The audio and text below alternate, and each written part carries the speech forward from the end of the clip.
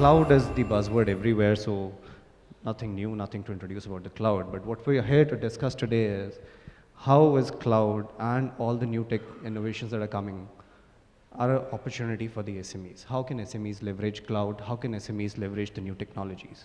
I'll start with Mr. Pratap here. The terminologies that you use, private cloud, public cloud, are very familiar to us in the IT world, but I'm sure a lot of entrepreneurs sitting here do not or would not be able to differentiate between the relevance of a private or a public cloud. A little light on that. Sure. This public cloud is the offering directly from the service providers like Microsoft, Oracle, where they are having their own hardware, their own data center. Everything is owned by them, and they are directly offering us a pay-for-use kind of a model, where if I have 100,000 users of, let's say, Exchange, I only pay for 1,000 users, and I don't pay for hardware, software licensing or anything.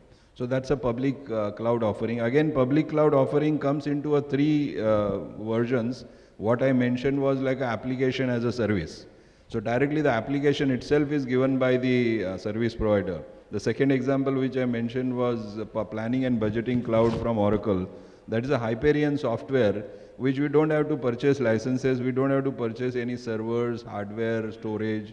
Everything belongs to Oracle or a service provider. We are only paying for usage of per user kind of a usage. So that is normally referred as a application as a service. Public clouds also offer, like Amazon and Azure, etc. They are also offering a infrastructure as a service or a platform as a service. Platform means, let's say, one particular platform of operating system is being offered as a service. Infrastructure is pure bare metal hardware as a service. So if you want some CPUs, if you want some storage, all those those are also public clouds.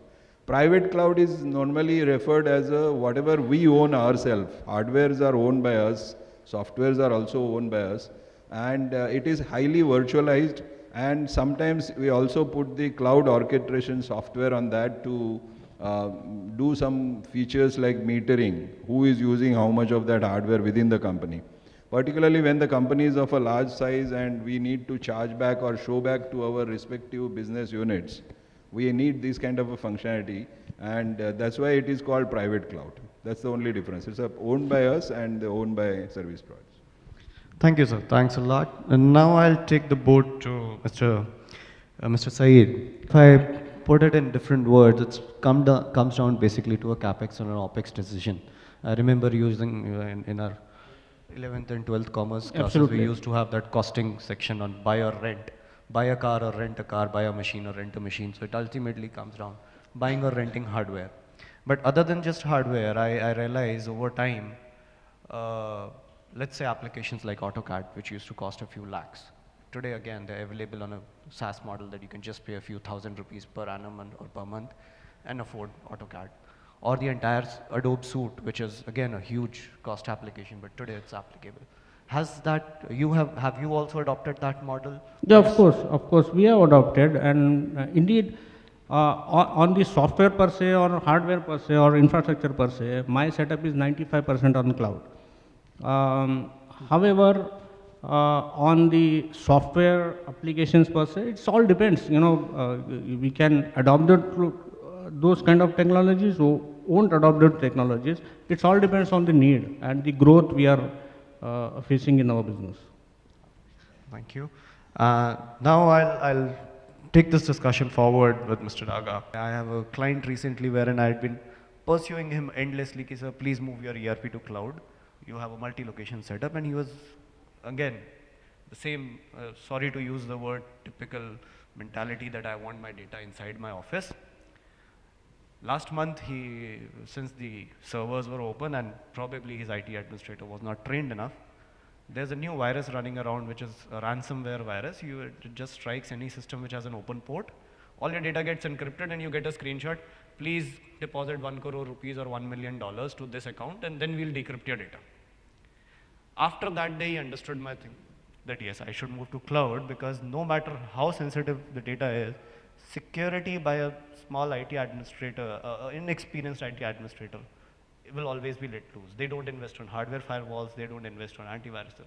So touching security on cloud. So my point of bringing that was, if you've got a very sensitive data, and as Pratap explained earlier, of a private cloud and a public cloud, maybe you need to put in more investment and think about a private cloud option if it's very sensitive information and if you are sure that the service provider is meeting your SLAs, he's putting up all the checks and in place, then you can think of this. So based on industry you are, and that's why for me, like our IP is one of the key one. So I cannot afford to have everything on a public cloud. I need to make sure that wherever my IP can be breached or it can be leaked, I need to have it on a private cloud. So these are the few areas where you need to think about when you are moving the journey. Sure. Thank you. Thank you very much. So now I'll move to Mr. Prakash. The question I would want to put up with you is, see sir, the knowledge the STAS shares is not something which is mostly, at most of the times, affordable by an SME. An SME cannot have a CIO worth lakhs and crores of rupees of package, so they usually have an IT administrator who's getting probably 30-40,000 rupees per month as a salary. But with that kind of an experience, such security protocols, such questions about cloud, such decision making is not possible. How do you think an SME can afford this in the future? And what innovative ideas are coming up? I've heard of virtual CIOs or shared CIO services. What is coming up where the way SMEs can adopt that? You're right. Typically a very small scale organization cannot afford a full-fledged IT setup. I have come across, a lot of friends, colleagues of mine who have actually started working as a consultant to, especially a SME segment. People who are typically retiring or, taking a, moving away from full-time job. In fact, see what happens beyond a point, people hate to do, same thing again and again.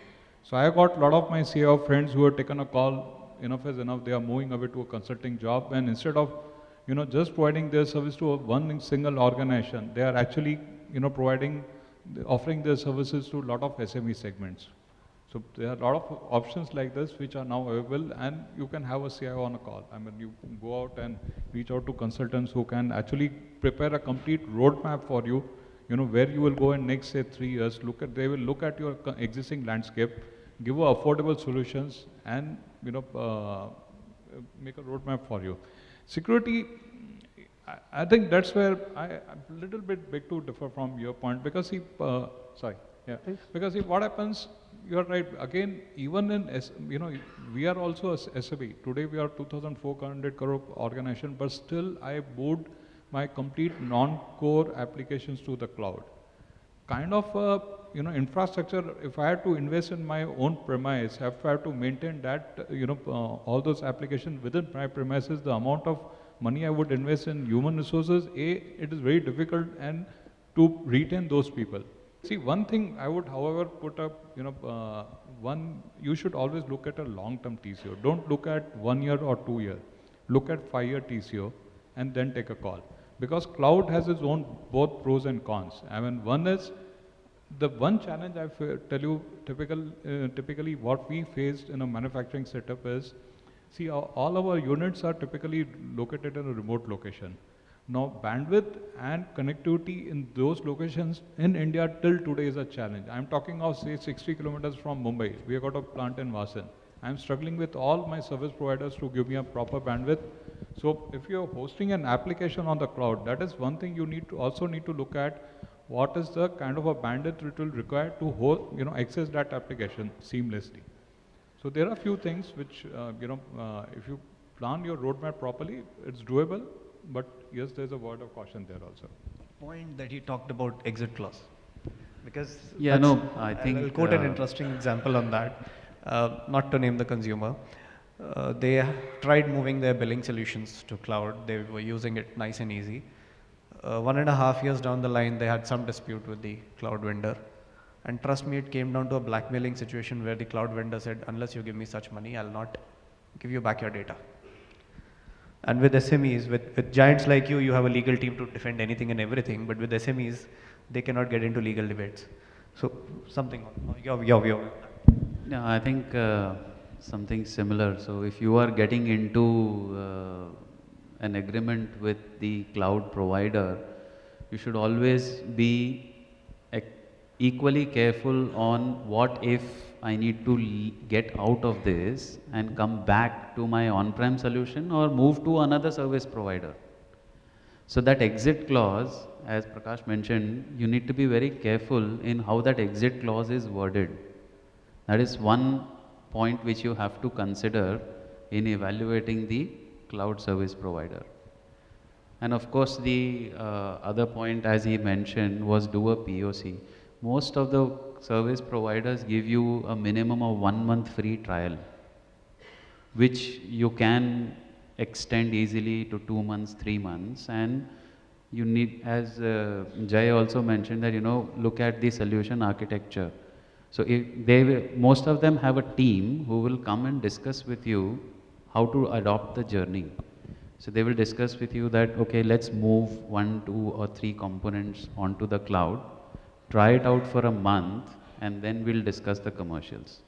So that is the best way. Try if you like it. If you think it is feasible, you can go ahead. Everyone gives you a free trial period. Even when you take the free trial period, there will always be the question of what will happen to my data after the trial period is over and I decide not to go ahead with the vendor. There also, you have to sign an agreement for the free trial period, in which you just need to be, you need to ensure that the exit clause mentions that the data is protected and it will be destroyed. Simple language.